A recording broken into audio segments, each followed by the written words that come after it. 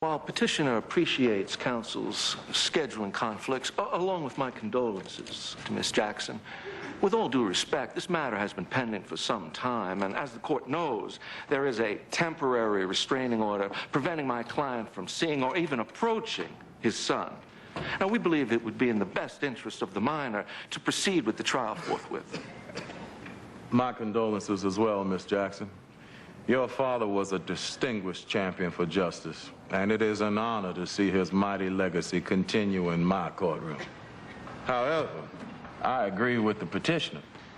I granted the restraining order based on your father's contention that the matter would be tried promptly. Mr. Pierce had every intention of doing so, Your Honor, but... Does your office represent Miss Bishop? Yes, Your Honor. How many lawyers in your office? 2. Why can't you try the case? I am not familiar with the case. You have 2 days to get familiar with it. So unless you want me to dissolve the restraining order, I'm afraid the trial date will remain. That is all. 14 times I asked Kelly if she had any laundry. Look at this. We have a screwdriver. It's 6 inches away from you, but let me come over there and pick it up for you, okay? You know, one of these days I'm going to go on strike here. So don't say I didn't warn you. Well, let me know so I don't cross the picket line. Did she tell you about the trip her Spanish class is taking? Only cost $600. What? 4 days and 3 nights in Mexico City. Tequila, salsa, handsome young men. Hell, I want to go. We can't afford that. Well, Doc says in a month I'll be back at work. Maybe we can. Just set us back, Collier. A step or 2. More than that. Okay, 3. I'd like to get that money back in the kids' college fund before we fly Kelly off to Mexico. Oh, shoot, Shug. With me back at work, money we save on beer alone will get the kids through college.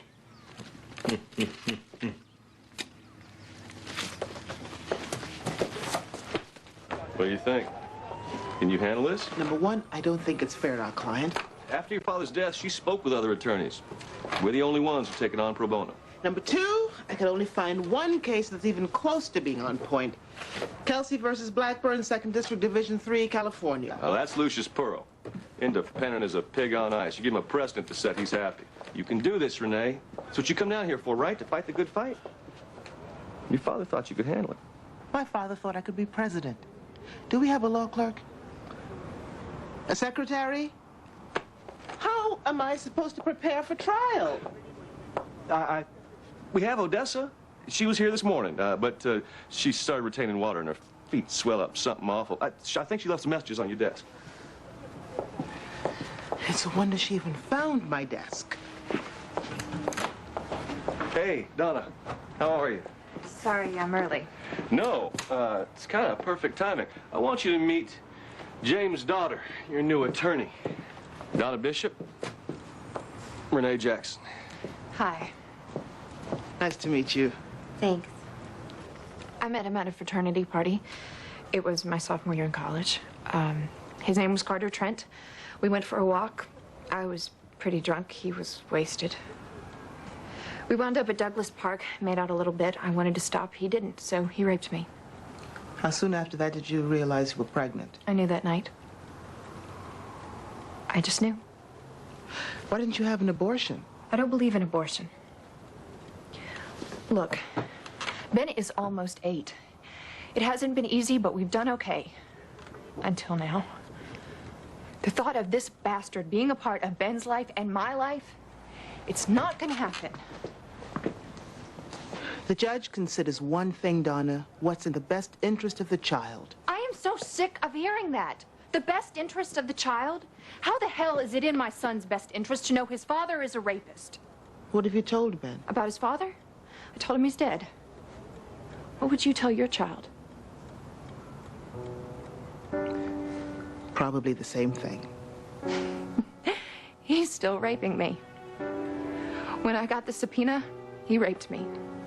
When I had to swab Ben's mouth for the DNA test, he raped me. Going to court, and if they win, your father told me that would never happen. He told me not to worry. Now, can you promise me the same thing?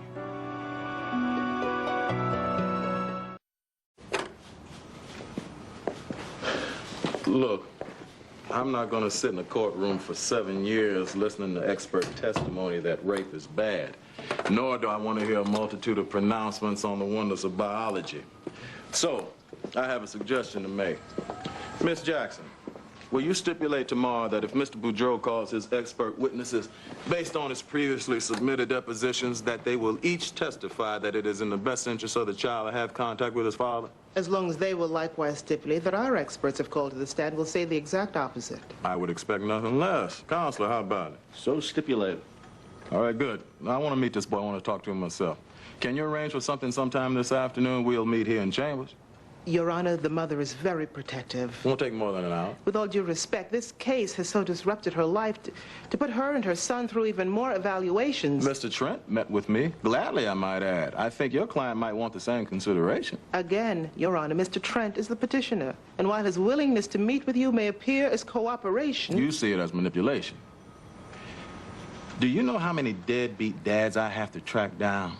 In a time when so many men are running from their responsibility, Mr. Trent stepped forward. He deserves to be heard, and he deserves the benefit of an open mind, until and unless, Counselor, you can convince me otherwise. Now, are you going to arrange this meeting for me? Yes, Your Honor. Good. This afternoon, get back with me on the time. Oh, Billy Boy, we're going to have to change our tee-off time this weekend. Can we make it 6? 6 it is, Your Honor. I want to test out this new pup. Oh. All right. It's painful. Oh, no, Counsel. I think... Miss Jackson. Outlaw that. I do, too. A little dubbing of it.